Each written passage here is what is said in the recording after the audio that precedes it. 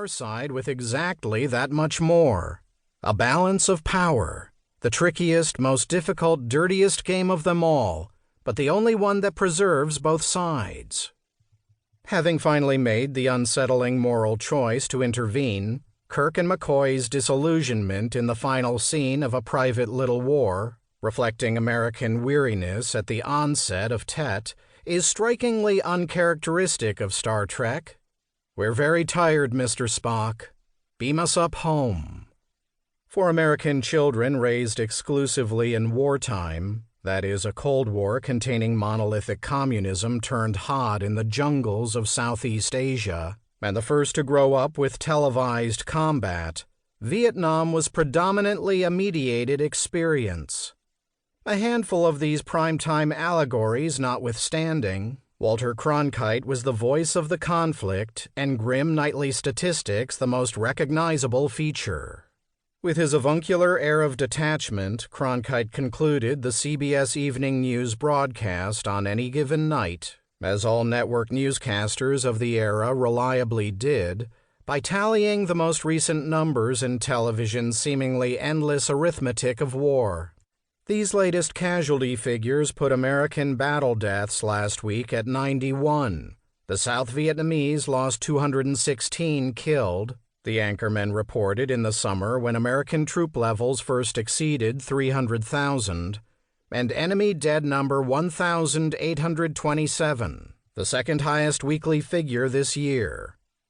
And that's the way it was, August 25, 1966.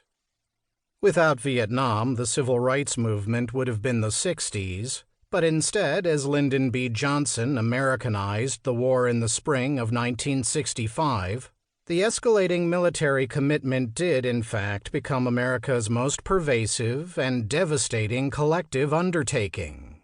The conflict's basic parameters had already solidified into the reality of Americans living in the nuclear age, and specifically into children's thinking about the Cold War after the Cuban Missile Crisis of October 1962. A useful way to begin appreciating Vietnam's place in childhood is by considering a broader developmental context. Most attentive elementary school children understood their country to be on some type of permanent wartime footing. U.S. defense spending under John F. Kennedy reached the highest levels in the post-war era, and themselves to be living in the shadow, if not the midst, of an actual war. Those younger than 4th and 5th grades took the words Cold War literally, with few of the cognitive resources necessary to tease out abstractions, subtleties of the Cold War, where ideologies, propaganda, foreign aid, and sanctions could be weaponized, made no sense whatsoever. After 4th grade, youth knew the country to be technically at peace. They tended to approach geopolitics more logically and appreciated some of the complexities of a conflict often waged by competing alliances, covert operations, and regional combat by proxy.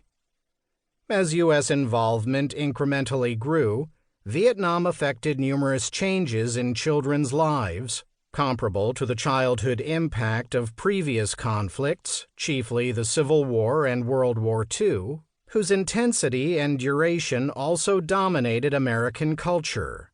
Vietnam-era families likewise confronted homefront issues common to Americans in wartime. Several variances with direct bearing on childhood, however, make Vietnam distinctive. The typical father separation was shorter in length and more predictable given a serviceman's predetermined DEROS, date eligible for return from overseas.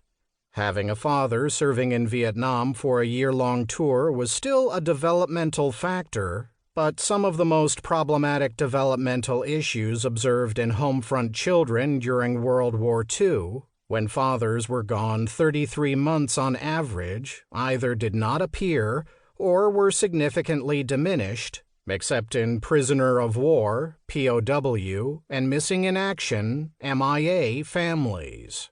Ironically, though, while preschoolers knew the least about the war and forged new memories, the youngest children of veterans were frequently those most negatively affected by problematic